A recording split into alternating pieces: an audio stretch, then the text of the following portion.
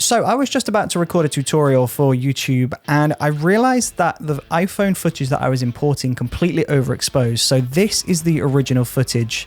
It's just a reference video that I'm using for some facial tracking stuff. But as you can see, totally fine, exposed correctly. But when I go into After Effects, you can see it has completely overexposed.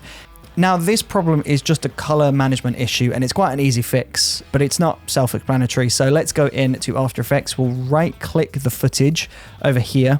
We'll go to Interpret Footage, which is here. Go to Main. And in this Interpret Footage window, we'll go to Color, and we are going to change the color space. So as you can see right now, it's overexposed. If we go to Override Media Color Space, and we change this to a different color space, then it should fix our problems for us.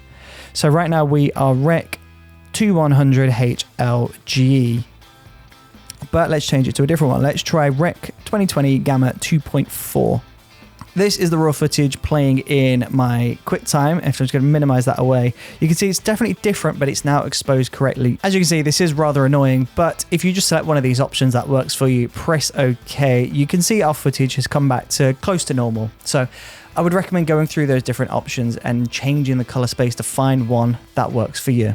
I think the problem that we have here is this is HDR footage captured from the iPhone. It's been imported into After Effects and it's changed the color space to something different. So we just need to find a matching color space and hopefully that should work for you. But let me know if it doesn't work in the comment section below and I'll dig deeper to see if I can find a fix.